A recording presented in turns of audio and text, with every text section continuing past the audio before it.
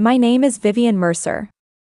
I'm 68 years old, and 3 months ago I came within inches of dying, not from illness, not from accident, but from a cup of coffee laced with poison. A cup my daughter-in-law handed to me. A cup I almost drank. But the real betrayal, it wasn't just the poison. It was the person standing beside her watching. Silent, cold. My only son, Julian. People say you can't choose your family. Maybe that's true. But I never thought the same child I once held in my arms would one day look me in the eye and quietly hope I wouldn't survive the morning. This isn't a story about wealth, though there's plenty of that. It's not just about betrayal, though that runs deep. This is a story about survival, about instincts, about refusing to die quietly when the people closest to you decide you're worth more dead than alive. And if you're thinking this sounds like something out of a movie, I wish you were right. But everything I'm about to share happened, piece by painful piece. And it all began on a Tuesday morning with a familiar sound in the driveway and a knock I'll never forget. I live alone on a 5,000-acre estate in rural Virginia, Ashwood. That's what my late husband Robert named it. The house sits on land rich with natural gas and rare earth minerals, inherited through generations of hard work and harder luck. We were never flashy people, but the fortune, it was real, and so were the vultures it attracted. The estate itself is quiet now, grand, but empty. Since Robert passed 5 years ago, the silence has grown louder, and the weight of keeping the legacy alive has fallen entirely on my shoulders. 14 rooms, crystal chandeliers, hand-carved furniture. None of it matters when you're the last one walking the halls. For decades, I worked as a prosecutor. 25 years of looking criminals in the eye and listening for lies. That job teaches you things. You start to hear the small cracks in people's voices. You start to notice what doesn't get said. I never imagined I'd have to use that experience on my own family. But I should have known. Money doesn't just change strangers. Sometimes it sharpens the hunger in the people you love most. It whispers promises to them at night. And if you're not careful, it teaches them to look at you not as blood, but as an obstacle.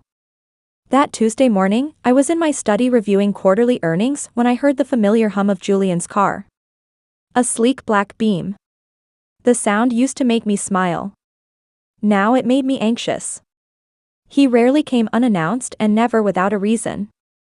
Julian Mercer was always the kind of man people noticed. Tall, clean-cut, with the kind of charisma that got him into Ivy League schools and investor meetings without ever really earning it. He had charm, yes, but charm doesn't build anything. And charm fades fast when failure becomes a pattern. He stepped out of the car that morning looking worn, not physically, but in spirit. His tailored suit was wrinkled, hair a little unkempt. His eyes carried that restless energy I'd seen before, desperation trying to dress itself up as confidence. "Mom," he said, walking straight into my study without knocking. "We need to talk." He sat down across from me, hands trembling slightly, though he tried to hide it. I put down my reading glasses and studied his face. Something was different this time. Not just urgency, fear. "I need money," he said flatly. A 100,000. There it was. Julian had pitched me many ventures before. A boutique app for rating luxury. Spaz. A vegan snack line that never made it past the packaging stage. Every idea full of buzzwords, every failure dressed up in excuses. Each time I gave in, hoping he'd finally make it. Hoping he'd grow into something stable, something real. But this time felt different, sharper, colder. He wasn't asking, he was informing. "What's the venture this time?" I asked. "A marketing platform," he said, launching into a rehearsed pitch about tech partners and projections. It sounded slick, too slick. I interrupted. "Who's your partner?" "You don't know him." "He's from California," Julian said, eyes flickering away. "What's his name?" He hesitated. "Mom, that's not important. What matters is the opportunity. That moment told me everything. He was lying. I'd spent decades watching liars spin stories in courtrooms, and now my own son was spinning one right in front of me. And just like the defendants I once questioned, Julian was hiding something big. And this time, it wasn't just about money. It was about survival. His or mine. 2 days later, Julian returned. But he didn't come alone. His wife Samantha, or Sam, as she liked to be called, arrived with him, impeccably dressed as always. Cream-colored designer dress, flawless makeup, and the kind of posture that made every movement feel like a performance. "I hope you don't mind us dropping by," she said with a practiced smile, stepping into my kitchen like she owned it. "We brought coffee." She handed me a delicate china cup. "It's a special blend. Ethiopian beans with a touch of Madagascar vanilla. I thought you'd enjoy something new." The moment the aroma hit my nose, something in me pulled back. It smelled wrong. Not spoiled, not rancid, but sharp, like almonds, and beneath that, a sterile bitterness.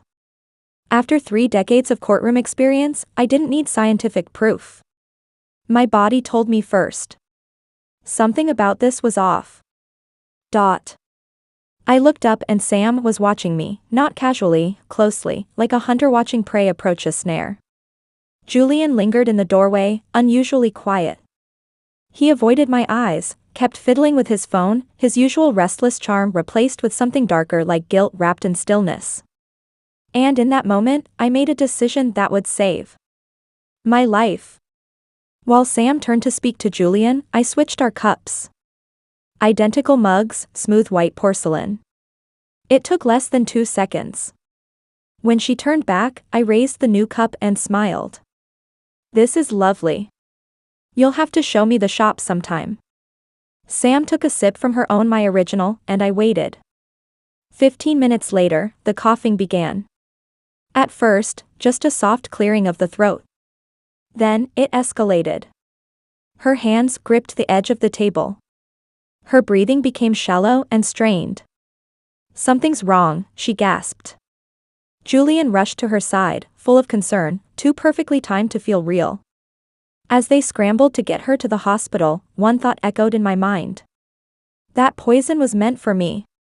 At the hospital, chaos took over. Sam was wheeled into the emergency room, her breathing shallow, her lips starting to pale. Doctors and nurses moved quickly, attaching monitors, taking blood, administering oxygen. Julian stayed close, playing the role of worried husband with chilling precision. His voice was panicked, his hands trembling slightly, but none of it felt real. It was too polished, like a man reading from a script.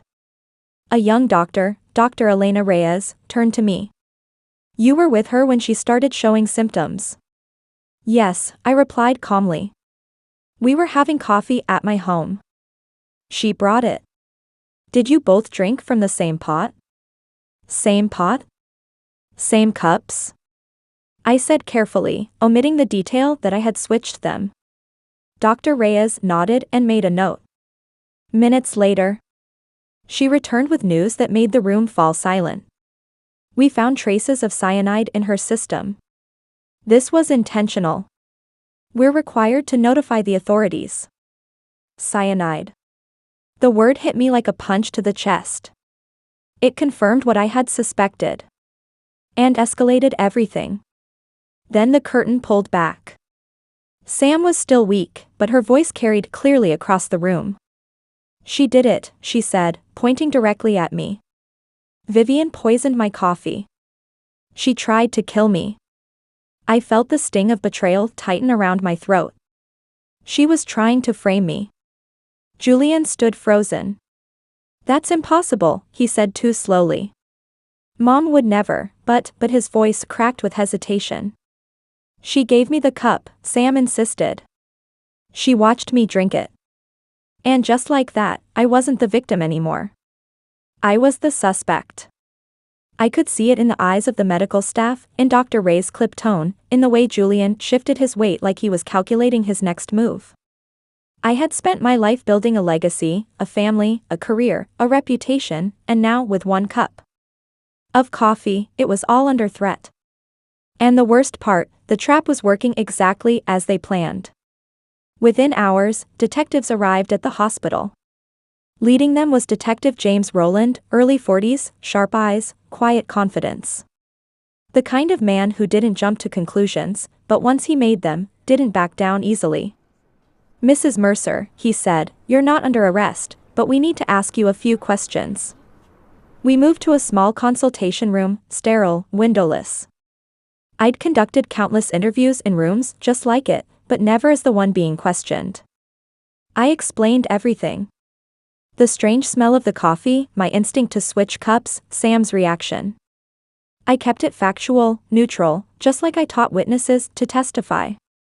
Detective Rowland listened carefully, taking notes, asking about motives, relationships, recent tensions. Then came the part one hadn't anticipated. "We conducted a preliminary search of your home," he said. "We found a glass vial in the guest bathroom. It contained traces of cyanide. Next to it was a handwritten note, dosage amounts, Sam's name, and handwriting that appears to be yours." My breath caught. I hadn't written any note. I hadn't seen that vial before in my life, but I knew how it looked. I'd spent too many years in courtrooms to pretend otherwise. "Are you saying someone planted it?" Rowland asked. "I'm saying I never saw that note before," I replied evenly. Then came the real twist. "Your son Julian returned to your house earlier today to gather his wife's belongings. He was alone for nearly 2 hours." The implication was clear. Julian had access. Julian had motive, but suggesting my own son planted evidence to frame me. Even to myself, it sounded insane. Later, through the thin walls of the consultation room, I overheard Julian giving his own statement. "My mom's been different lately," he said. "More paranoid, accusing people of things. She thinks everyone's after her money." The words cut deeper than I expected. "She doesn't trust Sam. Thinks she's a gold digger. She's been talking about changing her will." Each word painted a picture. A wealthy, aging woman losing her grip. A controlling mother afraid of losing power. A jealous, unstable widow who maybe, just maybe snapped. When Rowland came back into the room, his tone had shifted. Professional distance now replaced his earlier courtesy. "Mrs. Mercer, we're going to need to examine your devices and your safe. We'll also need you to remain in town." I nodded, calm on the outside, but inside I felt it. I was being erased, rewritten. And my own son was holding the pen. That night, I called the only person I trusted with my life, David Mallister. Former prosecutor, longtime friend, and one of the sharpest minds I've ever worked with. He listened without interrupting, just like he used to during case reviews decades ago. "This isn't just an attempted murder," he said when I finished. "It's a setup, a calculated, strategic takedown." He insisted I get legal defense immediately and connected me with Ethan Granger, a criminal defense attorney, with the patience of a monk and the instincts of a hunter. Ethan arrived at my house the next morning, eyes already scanning for legal landmines. "They're going to build a narrative," Ethan warned. "That you're controlling, unstable, dangerous, but we have a chance if we get ahead of them." And so began the investigation. Quiet, precise, ruthless. Within days, David uncovered what I'd feared. Julian was drowning in debt, over $300,000, to loan sharks, casinos, and off-the-book investors. The kind of people who don't send reminders, they send warnings. The money he asked for wasn't for a business. It was to stay alive. But the real breakthrough came when David looked deeper into Sam. Her real name, Melissa Duvall. Her history chilling. Multiple aliases, 3 states. A sealed case in Arizona involving the suspicious death of an elderly man, her husband, who had recently changed his will to name her sole beneficiary. She had vanished after that. Reinvented herself as Sam Carter, targeted Julian, married him within 6 months. She wasn't just manipulative. She was a professional predator. Charming, cold, and utterly calculated. She's done this before, Ethan said grimly. But this time, she overplayed her hand. It all made sense. Julian needed money. Melissa saw an opportunity. They would poison me, frame me for a botched attempt to kill her, and let the law and media do the rest. I'd be disgraced, maybe imprisoned, and when I was gone, whether by conviction or heartbreak, the inheritance would fall back into Julian's hands.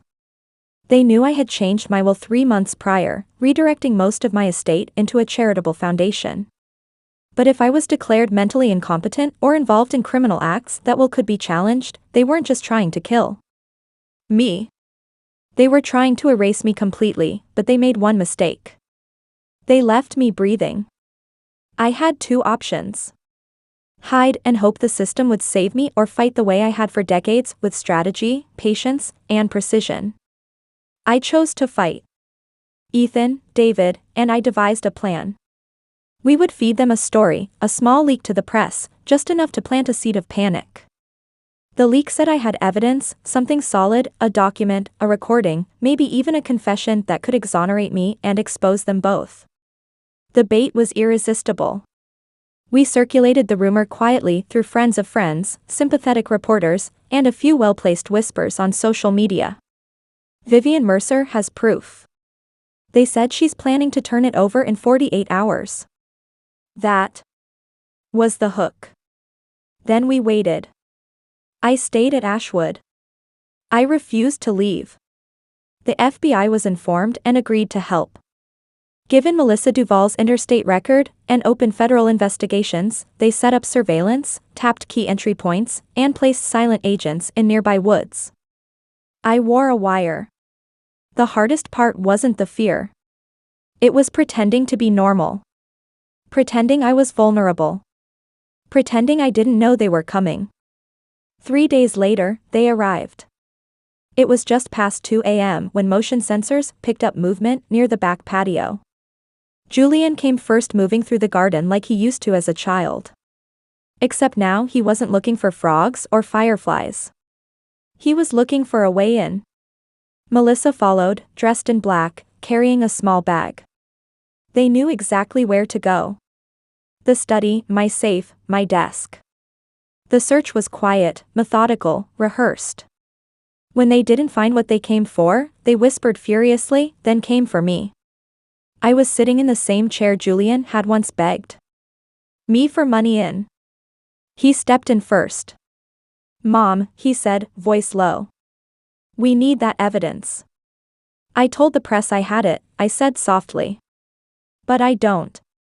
Melissa raised a syringe. "Then we can't take any chances." And that's when the agents moved. Doors slammed open. Flashlights burst. FBI agents shouted commands. Julian dropped to the floor. Melissa tried to run, then lunged at me with the syringe before being tackled hard to the ground. It was over in seconds. I sat there, heart pounding, staring at the 2 people I had once called family. They hadn't come for the truth. They had come to finish the job.